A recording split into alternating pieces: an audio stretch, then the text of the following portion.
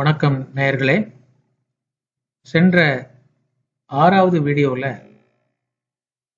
ஒரு ரெடாக்ஸ் ரியாக்ஷனை எப்படி பேலன்ஸ் பண்றது அப்படின்றத பார்த்தோம். இந்த வீடியோவில், இந்த 7வது வீடியோவில் இந்த டேர்ம்ஸ் இருக்கு பாருங்க, அதாவது ஆக்சிடேஷன், ரிடக்ஷன், இந்த டேர்ம்ஸ், இந்த வார்த்தை பிரயோகம் இது எப்படி வந்தது அப்படின்றத பார்க்கலாம். அதோடு கூட இப்போ modern concept of redox reactions, அதாவது எலக்ட்ரானை வச்சு பேசுறாங்க இல்லைங்களா, அது அந்த பழைய கான்செப்ட், அதாவது ஆக்சிஜன், குளோரின், ஹைட்ரஜன், இதை வச்சு பேசின அந்த கான்செப்ட்ல இருந்து மாடர்ன் கான்செப்ட், எலக்ட்ரானிக் கான்செப்டுக்கு எப்படி வந்தது அப்படின்ற ஒரு விவரமும் தெரிஞ்சுக்கலாம். ஆரம்பத்தில் இப்போ ஆக்சிடேஷன் அப்படின்ற வார்த்தை எப்படி வந்துச்சு அப்படின்னா, ஏன் அந்த மாதிரி பேர் வச்சாங்க அப்படின்னா, ஒரு ரியாக்டன்ட்ல ஆக்சிஜன் கூட சேர்ந்து ஒரு ப்ராடக்ட் வந்துச்சுன்னு வச்சுக்கோங்க. அப்போ அது ஆக்சிடேஷன் சொன்னாங்க. அதாவது ஆக்சிஜன் சேரணும், ஆக்சிஜன் சேரக்கூடிய வேதி வினை, கெமிக்கல் ரியாக்ஷன் எதுவாக இருந்தாலும் அது ஆக்சிடேஷன். தமிழ்ல சொல்றதுன்னா ஆக்சிஜனேற்றம் அப்படின்னு சொன்னாங்க. இதுக்கு நாம புரிஞ்சுக்கிறதுக்கு ஒரு எளிமையான, நமக்கு ரொம்ப பழக்கப்பட்ட ஒரு உதாரணம் சொல்லலாம். இரும்பு துருப்பிடிக்கிறத நம்ம பார்த்துருக்கிறோம். அதாவது ஃப்ரெஷ்ஷா வச்சிருந்த இரும்பு நாளாவட்டத்துல ஒரு பிரவுன் கலர் மாதிரி மாறி போகுது. என்ன காரணம்? அந்த இரும்பு காற்றில் இருக்கிற ஆக்சிஜனுடன் அந்த ஈரப்பதமான சூழ்நிலையில ரியாக்ட் பண்ணி ஃபெர்ரிக் ஆக்சைடு, அதாவது அயனுடைய ஆக்சைடு, அது மாறுது. அதுதான் அந்த பிரவுன் கலர் மாதிரி மேலே படிகிறதுக்கான காரணம். இந்த ரியாக்ஷன், இது துருப்பிடிக்கிற விஷயம், ரஸ்டிங் ஆஃப் அயன் அப்படின்னு சொல்லுவாங்க. இது ஒரு எளிமையான, நமக்கு மிகவும் பழக்கப்பட்ட ஒரு உதாரணம். எதுக்குன்னா ஆக்சிடேஷன்னா என்னன்னு புரிஞ்சுக்கிறதுக்கு. ஏன்னா இந்த ரியாக்ஷன்ல காற்றுல இருந்த ஆக்சிஜன் இரும்போட சேர்ந்து ஆக்சைடா மாறி இருக்கு. ஆக்சிஜன் சேர்ந்ததால இதுக்கு பேரு ஆக்சிடேஷன். சரி, இன்னொரு உதாரணம் கூட பார்க்கலாம். மீத்தேன் கேஸ் நமக்கு தெரியும், CH4. அதுவும் ஆக்சிஜன்ல எரிஞ்சு carbon di oxide and water வருது. இதையும் நம்ம பார்த்துருக்கோம், படிச்சிருக்கிறோம். இப்போ இந்த ரியாக்ஷன்லையும் பார்த்தீங்கன்னா அந்த மீத்தேன் கேஸ் கூட ஆக்சிஜன் சேர்ந்து கார்பன் டை ஆக்சைடு, வாட்டர் வந்திருக்கு. இப்போ ஆக்சிஜன் சேர்ந்து இருக்குது. அப்போ ஆக்சிடேஷன் அப்படின்னா அடிஷன் ஆஃப் ஆக்சிஜன். எந்தெந்த ரியாக்ஷன்ஸ்ல, வேதி வினைகள்ல ஆக்சிஜன் சேருதோ அதெல்லாம் ஆக்சிடேஷன், ஆக்சிஜனேற்றம் அப்படின்னு சொன்னாங்க. அப்போ அந்த பேர் பொருத்தமானது தான், நமக்கு நல்லாவே புரியுது. இப்போ அடுத்தபடியா ரிடக்ஷன் அப்படின்னு சொல்றாங்க இல்லையா, அந்த வார்த்தை எப்படி வந்துச்சுன்னு பார்க்கலாம். ஒரு காலத்துல, அப்பெல்லாம் ஆரம்பத்துல பார்த்தீங்கன்னா, நம்ம இது வரைக்கும் ஆக்சிடேஷனுக்கு என்ன பார்த்தோமோ அதுக்கு அப்படியே மாறா, ஏதாவது ஒரு கெமிக்கல் ரியாக்ஷன்ல ஆக்சிஜன் வெளியே எடுக்கப்பட்டால், அதாவது ரிமூவல் ஆஃப் ஆக்சிஜன், ஒரு காம்பவுண்ட்ல இருந்து ஆக்சிஜன் வெளியே எடுக்கப்பட்டால் அந்த ரியாக்ஷனை ரிடக்ஷன் அப்படின்னு சொன்னாங்க. இப்போ அதுக்கும் ஒரு உதாரணம் பார்க்கலாம். அதே அந்த அயன் ஆக்சைடு வந்து பாருங்க, அந்த அயன் ஆக்சைடு, அயன் ஓர்னு சொல்லுவாங்க, தாது பொருள். அதுல இருந்து நம்ம எப்படி இரும்பை பிரிச்சு எடுக்கிறாங்கன்றதை நம்ம பாடத்துல படிச்சிருக்கோம். அந்த அயன் ஆக்சைடு, அதை வந்து ஒரு பிளாஸ்ட் ஃபர்னேஸ், ஒரு மிகப்பெரிய ஒரு உலை, அந்த உலையில போட்டு கார்பன் மோனாக்சைடு அதோடு கூட ரியாக்ட் பண்ற போது அந்த அயன் ஆக்சைடுல இருந்து ஆக்சிஜன் தனியாக பிரிக்கப்பட்டு கார்பன் மோனாக்சைடுடன் சேர்ந்து கார்பன் டை ஆக்சைடாக போயிடுது. அப்போ அயன் ஆக்சைடுல இருந்து ஆக்சிஜன் பிரிஞ்சு போயிட்டதால இரும்பு தனியா வந்துடுது. அப்போ ஆக்சிஜன், எப்பெல்லாம் ஆக்சிஜன் எடுக்கப்படுகிறதோ அதை ரிடக்ஷன் அப்படின்னு சொன்னாங்க. இதுல இன்னொரு முக்கியமான காரணமும் இருக்கு. என்னன்னா, இங்க பாருங்க, இந்த ரியாக்ஷன் நடக்கும்போது ஆரம்பத்துல நீங்க எடுத்துக்கிட்ட பொருள் வந்து அயன் ஆக்சைடு, அதனுடைய எடை எவ்வளோன்னு பார்த்துக்கோங்க. ரியாக்ஷன் முடிஞ்ச பிறகு இரும்பு கிடைக்குது இல்லையா, இதனுடைய எடையும் பாருங்க. பார்த்தீங்கன்னா எடை குறைஞ்சிருக்கு. அயன் ஆக்சைடா இருந்தபோது எடை கூடுதலாகவும், அந்த ஆக்சிஜன் வெளியே போயிட்ட பிறகு எடை குறைஞ்சி வந்திருக்குது பார்த்துருக்காங்க. அதனால எடை குறைஞ்சி போச்சுன்றதால ரிடக்ஷன் அப்படின்ற பேரை கொடுத்துருக்காங்க. இந்த ப்ராசஸ் நடக்கும்போது ஆக்சிஜன் வெளியே போய் தான் எடை குறைஞ்சிருக்குது, அதனாலையும் அந்த ரிடக்ஷன்ற பெயர் பொருத்தமா இருக்குது. இப்படிதான் அந்த ஆக்சிடேஷன், ரிடக்ஷன் இந்த வார்த்தைகள் ஆரம்ப காலங்களில் பயன்படுத்தப்பட்டது. இப்பவும் அந்த வார்த்தைகள் ஆக்சிடேஷன் அண்ட் ரிடக்ஷன்ற வார்த்தைகள் இன்னமும் பயன்ல தான் இருக்குது. ஆனா இப்ப பாத்தீங்கன்னா கெமிஸ்ட் அவங்க என்ன பண்றாங்க, இந்த ஆரம்ப கால டெஃபினேஷன்ல இருந்து கொஞ்சம் அட்வான்ஸ்டா வராங்க. ஒரு பிராடர் டெஃபினேஷன் கொடுக்குறாங்க. என்னன்னா, என்ன நடக்குது உண்மையிலே இந்த ஆக்சிடேஷன் ரிடக்ஷன் ப்ராசஸ் நடக்கும்போது உண்மையிலே என்ன நடக்குது அப்படின்றத நுணுகி ஆராய்ந்து பார்த்த பிறகு அவங்களுக்கு சில உண்மைகள்லாம் புரிஞ்சிருக்குது. அதனால அந்த வரையறை, அந்த விளக்கத்தை இன்னும் கொஞ்சம் விரிவாக சொல்றாங்க. ஒரு உதாரணம் பாருங்களேன். மெக்னீசியம் ஆக்சிஜன் கூட ரியாக்ட் பண்ணா மெக்னீசியம் ஆக்சைடு வரும்ன்றது நம்ம பார்த்துருக்குறோம். அநேகமாக பள்ளிக்கூடங்கள்ல இதை சோதனையாகவும் செஞ்சு காமிச்சிருப்பாங்க. ஒரு மெக்னீசியம் ரிப்பன் அதை எரிச்சும் போது கண் கூசுற ஒளியோட எரியும். கடைசியில் ஒரு சாம்பல் மாதிரி கிடைக்கும் மெக்னீசியம் ஆக்சைடு. இதை பார்த்துருக்குறோம் நம்ம. இந்த மெக்னீசியம் ஆக்சைடுல என்ன நடந்திருக்கு அப்படின்னு பார்த்தீங்கன்னா, it is an ionic compound.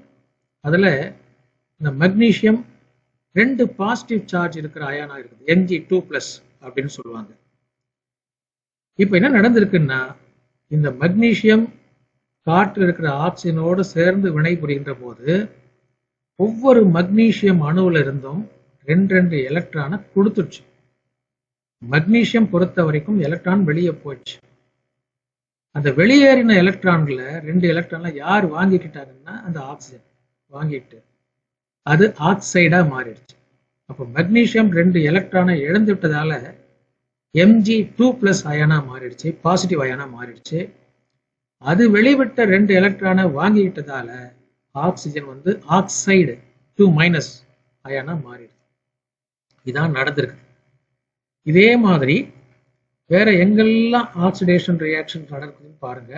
அந்த ஆக்சிடேஷன் எங்கெல்லாம் நடந்திருக்குதோ அங்கெல்லாம் எலக்ட்ரான்கள் வெளியேறி இருக்கும். அதே மாதிரி எங்கெல்லாம் ரிடக்ஷன் ரியாக்ஷன்ஸ் நீங்க சொல்றீங்களோ அங்க வெளியேறின எலக்ட்ரானை யாரோ ஒருத்தர் வாங்கியிருப்பார். அதனால இப்போ நமக்கு இந்த ஆக்சிடேஷன் ரிடக்ஷன் இதற்கான வரையறை, ஒரு விளக்கத்தை எலக்ட்ரானை வச்சு கொடுக்கறது சுலபமாயிடுச்சு. எப்படி? Oxidation is a process in which a substance loses one or more electrons. அதாவது ஆக்சிஜனேற்றம் அப்படின்றது வேற ஒண்ணும் இல்லை. ஏதாவது ஒரு ப்ராசஸ்ல, ஒரு கெமிக்கல் ரியாக்ஷன்ல ஒன்றோ அல்லது அதற்கு மேற்பட்ட எலக்ட்ரான்களோ ஒரு பொருளிலிருந்து வெளியேறினால் அப்போ அது ஆக்சிடேஷன். அதுக்கு மாறாக ஒன்றோ அல்லது அதற்கு மேற்பட்ட எலக்ட்ரான்களோ ஒரு பொருளோடு சேர்ந்தால் அது ரிடக்ஷன் அப்படின்றது நமக்கு எளிமையாக விளங்கிக் கொள்கிறோம். இதை சுலபமா ஞாபகம் வச்சுக்கிறதுக்கு ஒரு வழி இருக்கு. எப்படி? ஆயில் ரிக் அப்படின்ற வார்த்தை, அதை மனப்பாடம் பண்ணி வச்சுக்கோங்க. ஆயில் ரிக்ன்ற வார்த்தையை மனப்பாடம் பண்ணிட்டா குழப்பம் இல்லாம சொல்லிட முடியும். இந்த ஆயில்ல பாத்தீங்கன்னா இந்த முதல் எழுத்துலாம் எடுங்க. Oxidation is loss of electron. இதை தான் நம்ம ஞாபகம் வச்சுக்கணும். அதுக்காக தான் இந்த ஆயில்ன்ற வார்த்தையை உருவாக்கி இருக்கிறாங்க. முதல் எழுத்து ஓ, அது oxidation. I stands for is, L loss. Oxidation அப்படின்றது லாஸ் ஆஃப் எலக்ட்ரான்ஸ். அப்போ ரிக், ஆர்ஐஜின்றது reduction is gain of electrons. இது மறக்கவே மறக்காது, குழப்பமே இல்லாமல் போயிடும். அதனால இப்போ நம்முடைய இந்த புதிய ஒரு டெஃபினேஷன், அதாவது இன் டேர்ம்ஸ் ஆஃப் எலக்ட்ரான்ஸ், இது வரும்போது ஆக்சிஜன் இல்லாமலே இருக்கக்கூடிய பல ரியாக்ஷன்ஸ் இருக்கு.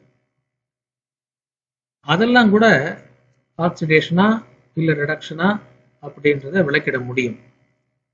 இப்போ உதாரணமா இந்த ரியாக்ஷனை பாருங்க. Magnesium combines with chlorine forming magnesium chloride வருது. இந்த ரியாக்ஷன்லையும் மக்னீசியம் 2 எலக்ட்ரானை கொடுத்துருக்கு. அது கொடுத்த 2 எலக்ட்ரானை 2 குளோரின் ஆட்டம்ஸ் ஆளுக்கு ஒன்று எடுத்துக்கிட்டாங்க. அதனால அவங்க குளோரைடு அயானாக மாறி இருக்கிறாங்க. இப்போ இங்கேயும் மக்னீசியம் எலக்ட்ரானை கொடுத்துட்டதால we say magnesium is oxidized. Magnesium அணு எலக்ட்ரான்களை இழந்து ஆக்சிடைஸ் ஆகி Mg2+ அயானா மாறிடுச்சு. அது கொடுத்த 2 எலக்ட்ரான்ல நியூட்ரலாக இருந்த குளோரின் ஆட்டம்ஸ் வாங்கிட்டு குளோரைடு அயானா மாறி நெகட்டிவா மாறிட்டு, அப்போ chlorine is reduced to chloride. Magnesium is oxidized to Mg2+ அப்படின்னு நம்ம சொல்றோம். இப்ப பாத்தீங்கன்னா ஒரு விஷயம் நமக்கு ஏற்கனவே பழைய வீடியோக்களை நம்ம பேசியிருக்கிறோம்.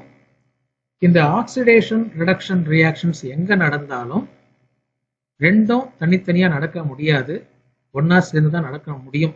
ஏன்னா யாரோ ஒருத்தர் எலக்ட்ரானை கொடுக்கிறார், இன்னொருத்தர் அதை வாங்கிக்கிறார். வாங்கிக்கிறவர் இருந்தால் தான் கொடுக்க முடியும், கொடுக்கிறவர் இருந்தால் தான் வாங்கிக்கிறதுக்கு ஆளும் இருக்க முடியும். அதனால தனியா ஆக்சிடேஷன் அப்படின்றதோ தனியா ரிடக்ஷன் அப்படின்றதோ இருக்க வாய்ப்பே இல்லை. ரெண்டும் ஒன்னா சேர்ந்து தான் போக முடியும். அதனால தான் ரிடாக்ஸ் ரியாக்ஷன் அப்படின்ற பேர் வச்சிருக்காங்க. இதையும் நம்ம ஏற்கனவே பார்த்துருக்கிறோம். இதுல இன்னொரு விஷயமும் பார்க்க வேண்டியிருக்கு. சிறிய வகுப்புகளில் பார்த்தீங்கன்னா இந்த ஆக்சிடேஷன் ரிடக்ஷன் அதுக்கான வரையறை விளக்கம் கொடுக்கும்போது அங்க பெரும்பாலும் எலக்ட்ரானை வச்சு சொல்ல மாட்டாங்க. அது கொஞ்சம் சின்ன வகுப்பில் இருக்கிற மாணவர்களுக்கு அவ்வளவு சுலபமா புரியாதுன்றதால இந்த ஆக்சிஜன், குளோரின், ஹைட்ரஜன் இதை வச்சு விளக்கம் கொடுப்பாங்க. இதுல நம்ம ஆக்சிஜனையும் குளோரினும் ஏற்கனவே பார்த்துட்டோம். ஹைட்ரஜனும் இந்த டெஃபினேஷன்ல வருது. அதனால அந்த ஹைட்ரஜனை வச்சு இந்த ரிடாக்ஸ் ரியாக்ஷன்ஸை எப்படி விளக்குறாங்க அதையும் கொஞ்சம் தெரிஞ்சுக்கணும். ஒரு வித்தியாசம் இங்க பார்க்கணும். என்னன்னா ஆக்சிஜனுக்கும் குளோரினுக்கும் என்ன மாதிரி ட்ரீட்மெண்ட் கொடுக்குறாங்களோ அதே ட்ரீட்மெண்ட் இங்க ஹைட்ரஜனுக்கு இல்லை. அதற்கு மாறாக ஹைட்ரஜன்ல அப்படியே ஆப்போசிட்டா இந்த விளக்கம் வருது. இப்போ ஆக்சிஜன், குளோரின் இதை ரெண்டையும் வச்சு நம்ம ஆக்சிடேஷனை டிஃபைன் பண்ற போது என்ன சொல்றோம்? இந்த ரெண்டும் சேர்ந்த ஆக்சிடேஷன் சொல்லியிருக்கிறோம். ஆனா ஹைட்ரஜன் பத்தி பேசும்போது ஒரு சப்ஸ்டன்ஸ்ல இருந்து ஹைட்ரஜன் வெளியே எடுக்கப்பட்டால்தான் அது ஆக்சிடேஷன். அதாவது removal of hydrogen is oxidation. அதே போல ஏதாவது ஒரு சப்ஸ்டன்ஸ் கூட ஹைட்ரஜன் சேர்ந்ததுன்னா அது ரிடக்ஷன் அப்படின்னு கெமிஸ்ட்ரியில விளக்கம் வருது. அப்படியே மாறி இருக்குது, கவனிக்கணும். இதை இன்னும் எளிமையா புரிஞ்சுக்கிறதுக்கு இங்க ஒரு ரியாக்ஷன் கொடுத்துருக்கு பாருங்க. அதாவது hydrogen sulphide reacts with the chlorine and sulfur and hydrogen chloride are formed. இந்த ரியாக்ஷன்ல பாத்தீங்கன்னா ரியாக்டன்ஸ்ல ஹைட்ரஜன் சல்ஃபைடா இருந்தது ஆரம்பத்துல, ரியாக்ஷன் முடிஞ்ச பிறகு சல்ஃபரா மாறி இருக்கு. அதே மாதிரி ரியாக்ஷனுக்கு முன்னாடி குளோரினா இருந்த ஆட்டம்ஸ் எல்லாம் ரியாக்ஷன் முடிஞ்ச பிறகு பாத்தீங்கன்னா குளோரைடு அயானா மாறி இருக்கு. இப்போ hydrogen is removed from hydrogen sulfide. இது நம்ம ஈஸியா புரிஞ்சுக்கலாம். ஹைட்ரஜன் சல்ஃபைட்ல இருந்து ஹைட்ரஜன் வெளியேறி இருக்கு. அது வெளியேறினதால தான் குளோரின் கூட சேர்ந்து ஹைட்ரஜன் குளோரைடா மாறி இருக்கு. ஹைட்ரஜன் வெளியேறினா அது ஆக்சிடேஷன். அதனால நம்ம என்ன சொல்றோம்? ஹைட்ரஜன் சல்ஃபைடு ஆக்சிடைஸ் ஆகி சல்ஃபராக மாறிவிட்டது, கந்தகமாக மாறிவிட்டது. அதே போல அந்த வெளியேறின ஹைட்ரஜன் என்ன நடக்குது? குளோரின் அணுவோடு சேர்ந்து ஹைட்ரஜன் குளோரைடாக மாறி இருக்கிறது. அப்போ இதை பார்க்கும்போது இந்த குளோரின் கூட ஹைட்ரஜன் சேர்ந்து இருக்குது. அதனால addition of hydrogen is reduction சொல்லியிருக்கணும். தேர்ஃபோர் நம்ம என்ன சொல்றோம்னா chlorine is said to be reduced to hydrogen chloride. இந்த ரியாக்ஷனை நாம கொஞ்சம் எலக்ட்ரான் டிரான்ஸ்ஃபர் முறையில் கொஞ்சம் ஆராய்ச்சி செஞ்சு பார்ப்போம்.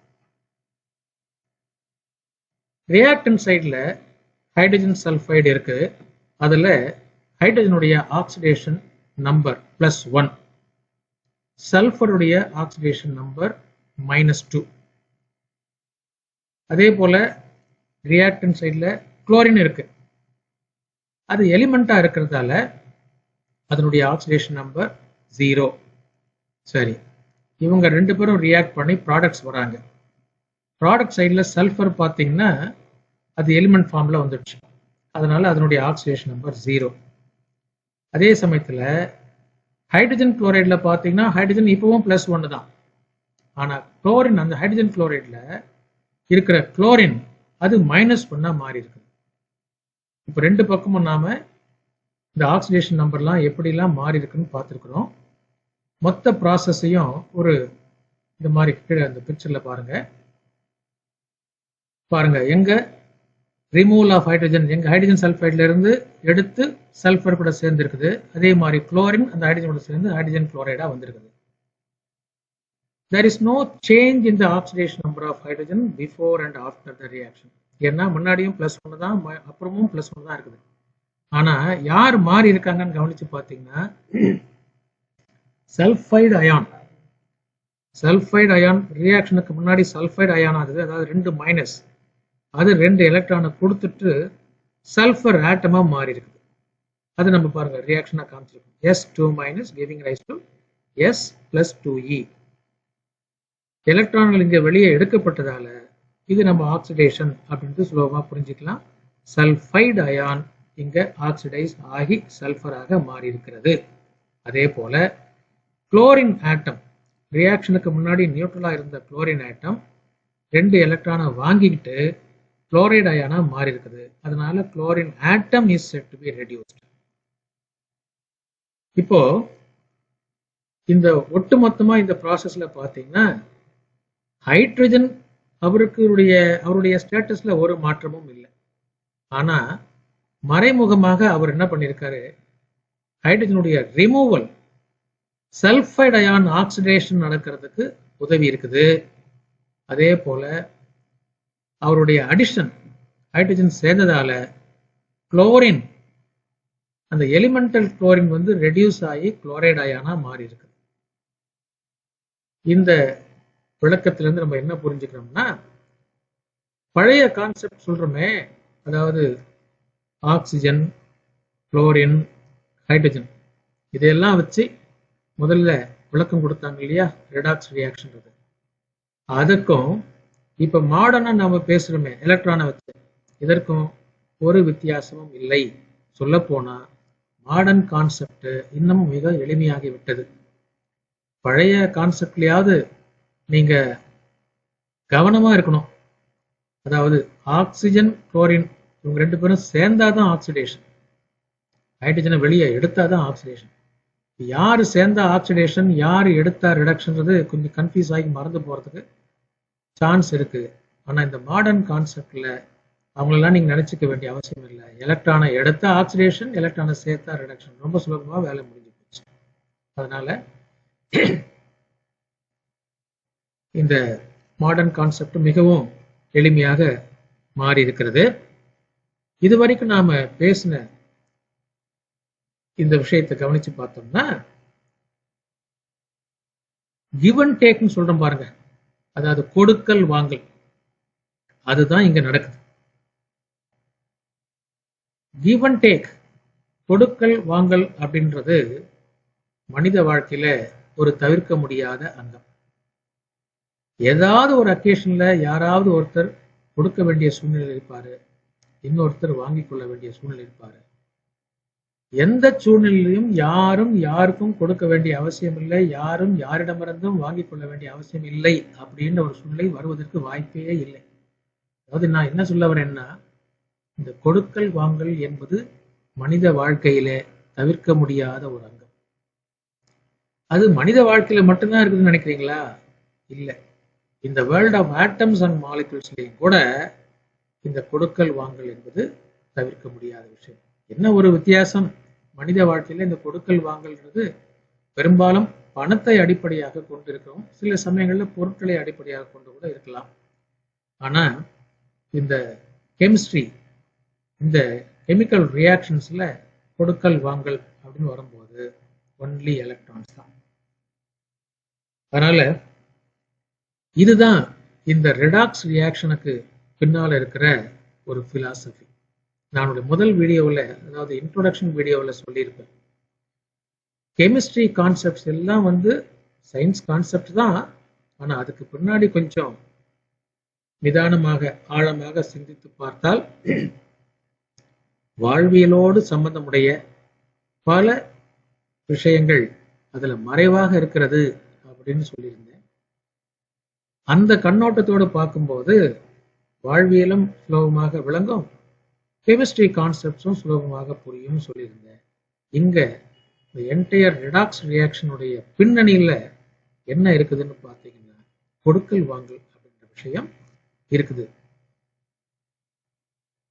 சரி, இப்போ இது வரைக்கும் நம்ம பார்த்ததுல ரெடாக்ஸ் ரியாக்ஷன்ஸ் ஓரளவுக்கு அதோடு தொடர்புடைய அனைத்து விஷயங்களையும் நம்ம விளக்கி இருக்கிறோம் இது வரைக்கும் வந்த வீடியோக்கள்ல. இன்னும் ஒரே ஒரு விஷயம் மட்டும்தான் இருக்கு, அதுதான் இந்த ஆக்சிடேஷன் நம்பர் அப்படின்னு சொல்லக்கூடிய ஒரு கான்செப்ட். அந்த கான்செப்ட் இதற்கு அடுத்த வீடியோவில் வருகிறது. அந்த கான்செப்டையும் நம்ம விளக்கிட்டோம்னா ரெடாக்ஸ் ரியாக்ஷன்ல வரக்கூடிய அனைத்து விஷயங்களும் ஓரளவுக்கு நம்ம கவர் பண்ணிட்டோம்னு எடுத்துக்கலாம். இதையும் தாண்டி வாசகர் உங்களுக்கு சில சந்தேகங்கள் கண்டிப்பாக வரும். எந்த ஐயம் இருந்தாலும் நீங்க கமெண்ட்ஸ் பாக்ஸ்ல போட்டாலும் சரி, அல்லது மெயில் அனுப்பிச்சாலும் சரி, அதற்கான விளக்கங்கள் தரப்படும். தேங்க்ஸ் ஃபார் வாட்சிங்.